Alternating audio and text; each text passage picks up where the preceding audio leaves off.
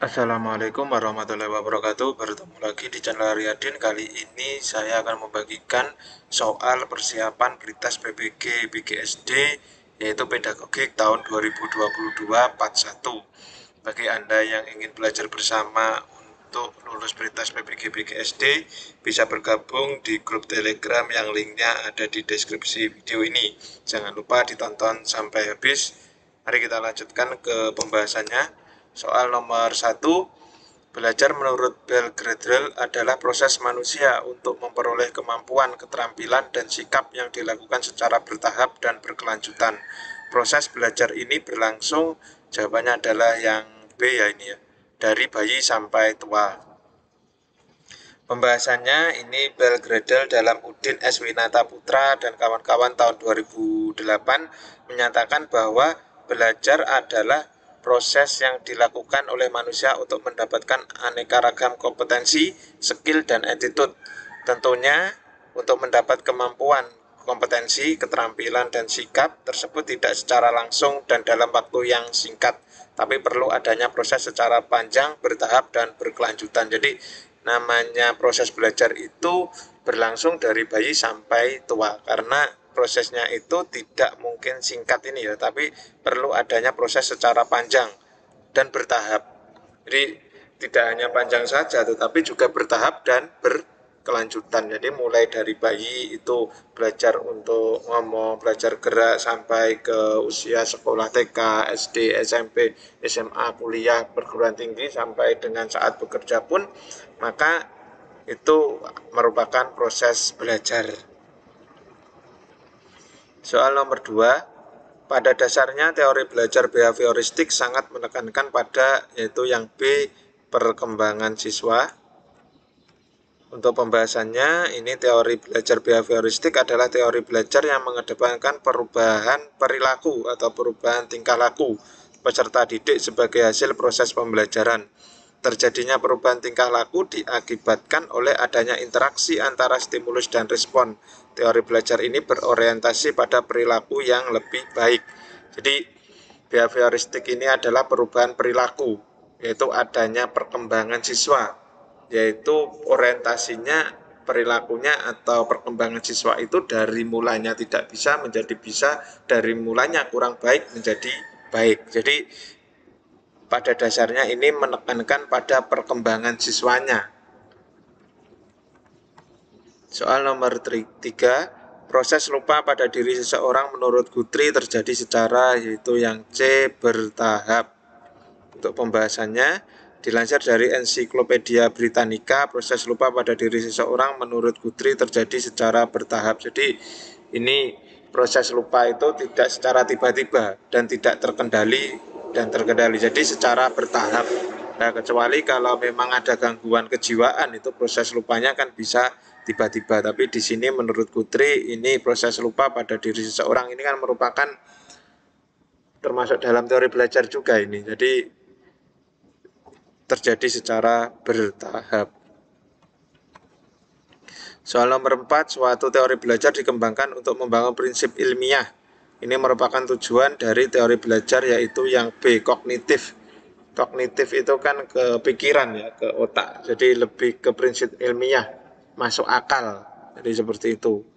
Pembahasannya, secara sederhana teori ini menggambarkan bahwa belajar adalah aktivitas internal yang terdiri dari beberapa proses seperti pemahaman, mengingat, mengolah informasi, problem solving, analisis, prediksi, dan perasaan. Jadi ini kan termasuk mengolah informasi ini, problem solving, analisis. Ini kan termasuk dari prinsip ilmiah ini. Jadi karena ada pemahaman, mengingat, prediksi, perasaan, ini adalah kognitif, yaitu tentang perasaan, tentang akal ya ini ya. Jadi ke kognitif. Soal nomor 5, penerapan teori belajar Brunner dalam pembelajaran sebaiknya memperhatikan hal-hal berikut ini, kecuali, yaitu yang C, mendiskusikan tentang suatu masalah dengan siswa. Jadi jawabannya adalah yang C. Ini beberapa langkah pembelajaran Brunner, ada 7 ya di sini. Menentukan tujuan pembelajaran, melakukan identifikasi karakteristik siswa, kemampuan awal, minat, gaya belajar, dan sebagainya. Memilih materi pelajaran, menentukan topik yang dapat dipelajari siswa secara induktif. Nah, dari contoh-contoh kemudian diumumkan atau digeneralisasikan. Setelahnya mengembangkan bahan-bahan belajar yang berupa contoh-contoh, ilustrasi, tugas, dan sebagainya untuk dipelajari siswa. Kemudian nomor 6 mengatur topik-topik pelajaran dari yang sederhana ke kompleks, dari yang konkret ke yang abstrak. Dan yang terakhir adalah melakukan penilaian proses dan hasil belajar. Di yang A ini membantu siswa agar dapat melihat adanya hubungan konsep yang satu dengan yang lain ini kan ini. Menentukan topik ini. Bisa juga masuk ke sini dari yang konkret ke yang abstrak. Jadi yang A ini kan termasuk.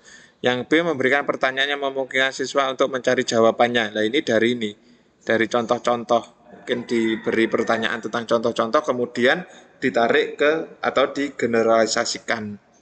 Kalau untuk yang D, mendorong siswa untuk menyampaikan pendapatnya. Nah ini. Dan nanti kan setelah ada contoh-contoh itu pasti ada pertanyaan-pertanyaan dari siswa. Inilah untuk mendorong siswa untuk menyampaikan pendapatnya. Jadi pada langkah belajar berunder itu tidak ada mendiskusikan tentang suatu masalah dengan siswa. Ini kalau ini kan berarti keran yang problem solving berbasis masalah. Soal nomor 6, yang dimaksud dengan multiple intelijensi atau kecerdasan majemuk adalah berbagai kemampuan yang dimiliki siswa untuk, yaitu yang B, memecahkan masalah. Jadi kecerdasan majemuk, tidak hanya kecerdasan intelektual saja, tetapi juga banyak kecerdasan sosial. Di sini ada 8 macam kecerdasan yang dimiliki anak, yaitu kecerdasan verbal, linguistik. Ini berarti verbal itu ya yang dapat dilihat, kecerdasan logis atau matematis, kecerdasan spasial visual, kecerdasan kinestetik atau jasmani, ini jadi alat geraknya, kecerdasan musikal, kecerdasan intrapersonal, kecerdasan interpersonal, dan kecerdasan naturalis.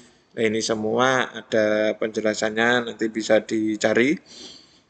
Nah, dari ke-8 kecerdasan ini pada dasarnya yaitu untuk memecahkan masalah. Kalau hanya menjawab pertanyaan saja kan bisa dengan verbal linguistik atau kecerdasan logis bisa. Mengembangkan diri itu juga hanya misal kalau dia bakat di musikal hanya musikal saja. Mengerjakan tugas tidak perlu banyak. Tetapi untuk memecahkan masalah yang kompleks, memecahkan masalah yang begitu banyak, maka diperlukan 8 kecerdasan yang dimiliki anak ini atau kecerdasan majemuk. Soal nomor 7, yang tidak termasuk dalam karakteristik kecerdasan interpersonal adalah yaitu yang C, mudah berkonsentrasi. Nah, jadi apa itu kecerdasan interpersonal? Nah, di sini kecerdasan interpersonal adalah suatu kemampuan yang dimiliki individu untuk mengamati serta memahami maksud dan perasaan orang lain. Jadi yang berkaitan dengan orang lain. Mampu bermain dan kelompok atau lebih dikatakan sosial. Nah ini kan kalau mampu bermain dalam kelompok ini kan berarti ke sosial. Mampu menjadi pemimpin ini berarti juga kecerdasan interpersonal.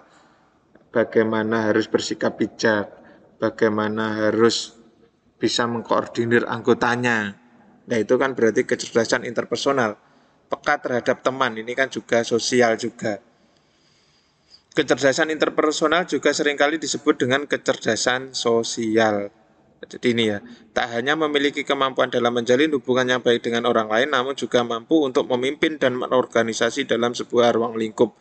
Jadi yang B ini kan otomatis merupakan kecerdasan interpersonal ya, karena kemampuan untuk memimpin dan mengorganisir. Peka terhadap teman kan jelas ini kecerdasan sosial. Bermain dalam kelompok itu juga jelas. Jadi yang C, mudah berkonsentrasi, ini kan bukan kecerdasan interpersonal. Soal nomor 8, pendidikan merupakan suatu upaya untuk membantu manusia agar mampu hidup sesuai dengan martabat kemanusiaannya. Hal ini karena pendidikan bersifat yaitu yang A, humanisasi.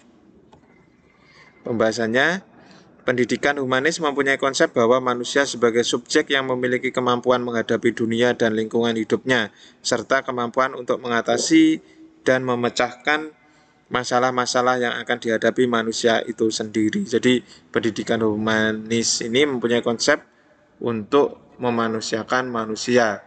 dengan tujuan mampu hidup sesuai dengan martabat kemanusiaannya. Jadi sosialnya humanis. Kalau individualitas ini kan berarti individu, sosialitas bukan, potensialitas bukan, jadi humanis yang bisa memanusiakan manusia. Nah, ini sebagai subjek yang memiliki kemampuan menghadapi dunia dan lingkungan hidupnya. Jadi lingkungannya itu keras atau bukan, ini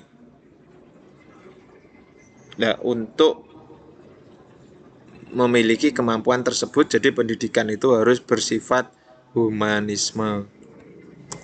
Soal nomor 9, alat ukur yang digunakan untuk mengukur kemampuan afektif siswa digunakan, yaitu tes objektif, tes berupa angket, tes kemampuan gerak, tes kemampuan fungsional otot tubuh. Kalau tes objektif ini kan yang pilihan ganda, ini berarti otomatis KI3 ini ya, ini berarti kognitifnya ini. Nah, kognitifnya atau KI3 ini ya. Pengetahuan, tes kemampuan gerak, namanya gerak itu berarti KI 4-nya, keterampilannya, karena berkaitan dengan anggota tubuh. Tes kemampuan fungsional otot tubuh juga seperti itu, ini KI 4. Nah, afektif ini kan angket, ini merupakan KI 2-nya. Nah, jadi penilaian sikap itu terdiri dari observasi, bisa pengamatan, penilaian angket, penilaian antar teman, ini juga termasuk angket juga sebenarnya, dan penilaian diri, yaitu tes berupa angket. Bagaimana kalau penilaian diri ini kan seberapa jujur kita, penilaian antar teman juga seperti itu. Soal terakhir nomor 10, langkah pertama dalam mencari nilai rata-rata yang tidak dikelompokkan, yaitu yang A, menjumlahkan skor yang diperoleh. Jadi ini sudah pasti ya ini. Kalau yang B, menentukan besar jumlah orang dalam kelas, kan tidak perlu, kan tidak dikelompokkan. Jadi misalnya ada 5 anak dengan nilai ulangan 80, berapa rata-ratanya? Kan tinggal menjumlahkan saja kemudian membagi 5. Jadi jawabannya yang tepat adalah yang A. Cukup sekian penjelasan saya kali ini, ada kurang lebihnya saya mohon maaf.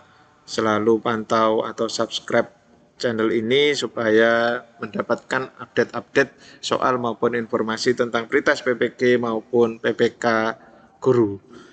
Ada kurang lebihnya saya mohon maaf. Terima kasih. Wassalamualaikum warahmatullahi wabarakatuh.